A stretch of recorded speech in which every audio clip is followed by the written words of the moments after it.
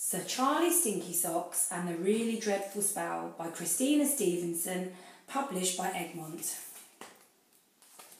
Once upon a misty morning, from the top of a twisty-wisty beanstalk, someone was looking down onto a tall, tall tower with a pointy roof in the middle of, if you remember, the beanstalk started to grow when Charlie threw it out the window, a magical forest. It was the day after a little princess's party, and everyone was happy there when suddenly, without warning, someone cast a spell. And over the princess, her favourite monster, and a wily witch with a watch, and everyone else in this magical world, a stony silence fell. Now, only a power mightier than magic could break this dreadful spell, if such a power could reach the tower before the sands of time ran out. But the only power that was strong enough was 20 leagues from there, in the boots of a knight who'd been at the party and was making his way back home. Oh no! Further away from the tower went the power until Sir Charlie Stinky Socks stopped. Phew! The bold brave knight and his faithful cat Envelope wanted a bite to eat. So Sir Charlie took out a slice of cake, a piece he'd bought from the princess's party, and with one quick flick of his trusty sword, he hang on a minute, told this story. Where was his trusty sword? Oh, it was back in the tower at the bottom of the stairs where he'd left it after the party. Gazooks! Never mind, said Sir Charlie, I suppose lunch will just have to wait. And he rallied his faithful famished cat and mounted his groaning grey mare. Clip, clop. Clip, clop, clippity, clippity, clop. Back to the forest and the tall, tall tower rode Sir Charlie and his cat. Oh, and his mighty power went with him, along with some wiggly woos. Good job too, for in the tall, tall tower with the pointy roof, time was running out. The mist grew murkier, murkier too, and some worrying signs in the road suggested the gallant knight might be lost. Where's the tower? Haven't the foggiest? Oh no, deep woe, which way to go? Sir Charlie was about to find out, for through that muddlesome murky mist he saw someone heading his way. Ha ha, thought Sir Charlie, a mysterious stranger pulling a heavy load. Just a thing for a knight to meet at a moment such as this. Good morrow, stranger, said Sir Charlie. Whither do you wander? Over the hills and far away, said the mysterious stranger, with the rubbish I collected from a tall, tall tower in the middle of a magical forest. They had a rip-roaring party, you see, with guests and a cake and a balloons. And when the party was over, snorted the stranger, I had to sort out the mess. What luck, my fine fellow, said Sir Charlie, that you and I should meet. For I, Sir Charlie Stinky Socks, am trying to get back to that tower. I need to fetch my trusty sword so I can cut up this cake for lunch. Said the stranger with a sneaky smile. Then you better not delay. If you'll let me share your lunch with you, I'll show you the quickest way. So Charlie harnessed his hungry horse to the stranger's cart full of rubbish and set off again through the murky mist on his journey back to the tower. Trip, trot, humpety, lumpety, bump, paying little heed to the worrying signs and the stranger's sneaky smile, and not even knowing that in the tall, tall tower, time was running out. At last they were back in the magical forest where things looked decidedly different, for in front of our troop of tiring travellers was a bubbling, burbling bog. Yuck! There was no way round it, no way through it, and no way now to go back, because by some horrible hand of fate this bog was all around. Envelope moaned, the grey mare groaned, all hope of lunch was sinking.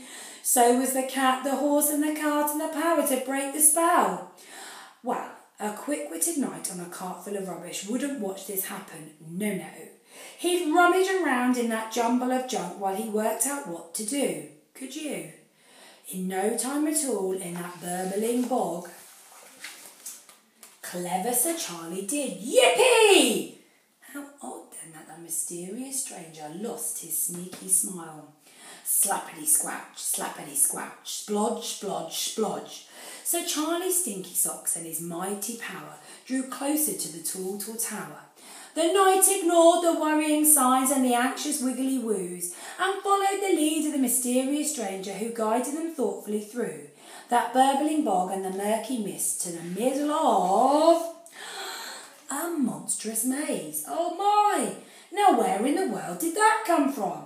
And would our band of weakling wanderers work out a way to get through, at least before they fainted with hunger and the sands of time ran out? Yikes! Envelope sighed as the grey mare tired and all too soon gave up, while the mysterious stranger, who'd found his sneaky smile again, tittered through his teeth. Hee. But so did Sir Charlie Stinky Socks, who liked to be put to the test. And with nothing but rubbish and imagination, he found a way through that monstrous maze, back to the Tall Tower, and the Twisty-Wisty Beanstalk, and a dragon made of stone. What? Not coughing out fire, nor belching out smoke, just sad and silent and still, like each of the creatures at the bottom of the tower, all under a dreadful spell. But who would have cast it? Well, can't you guess? Yes, yes, yes. First there was the mist, then there was the bog, and of course the monstrous maze.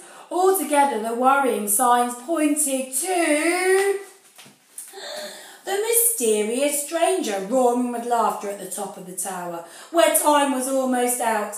Up the Twisty-Wisty Beanstalk scrambled Sir Charlie Stinky Socks right to the top of the Tall Tower, where something made him stop.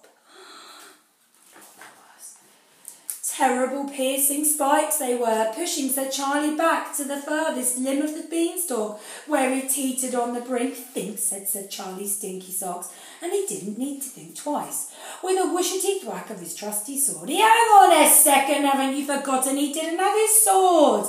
That lusty blade was inside the tower while the desperate knight was without. No! Envelope gasped, the grey mare gulped, but Sir Charlie didn't think thrice. He kicked off his boots and whipped off his sock and wafted them in the air. Wow!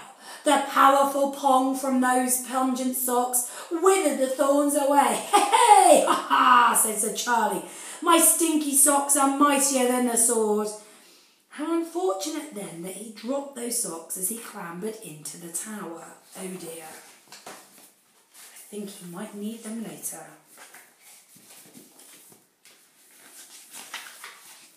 3 stone figures, silent and still, stood in the middle of the room, where the mysterious stranger with the sneaky smile revealed what he really was. A wizard, of course. He'd been in disguise. Now that would explain a lot. So, little Stinky Socks, he boomed at Sir Charlie, you made it to the tower. You got through my mist, my bog, my maze, and even my piercing thorns. But here, my fearless, foolish friend, you'll meet your match in me, the most powerful wizard that ever there was from the top of the Twisty-Wisty Beanstalk. I have bewitched the creatures in the forest and your friends in this tall tower. Why, said Sir Charlie to the wicked wizard, what did they do to you? They had a rip-roaring party, of course, but they didn't invite me. So I turned them all to stone, see, and not even you, my brave little knight, can turn them back again, because only a power mightier than magic can break this dreadful spell.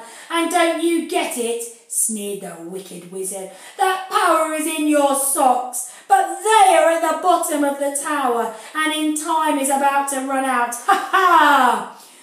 No point arguing with an angry wizard, at least not at a time like this. If Sir Charlie were going to save his friends, he'd have to take the blame. I brought everyone to the princess's party, said the honest knight. If anyone here should be turned to stone, I think it should be me.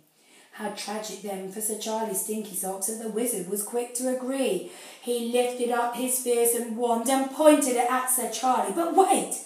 What's that coming in through the window? A faithful, fearless cat, no less, who's got to the top of the tall tower just as the wizard cast his spell. Envelope leapt in front of Sir Charlie to take the terrible blow. At that self-same second in the tall tower, the sands of time ran out. But instead of the cat being turned to stone, something incredible happened. The dreadful spell was broken. Behold, said Sir Charlie, my stinky socks may have a mighty power, but a heart that is true and a friend who is faithful are mightier things by far.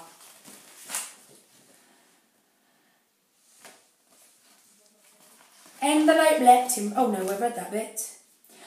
By tea time there was laughter in the tall, tall tower. As the sun broke through the mists, Sir Charlie took out the piece of cake he brought from the princess's party, and with a choppity chop of his trusty sword, he hold your horses and the tea. Even with his trusty sword, how could Sir Charlie make one piece of cake go among so many? Unless, oh yes, the wizard was sorry and wanted to make amends. With a whooshety thwack of his magic wand, the cake became a feast, hurrah! And that was in the tall, tall tower, a happily ever after. Sir Charlie Stinky Socks hugged his cat and patted his good grey mare. "'Twas a job well done," he said to them. "Now are you ready for another adventure?"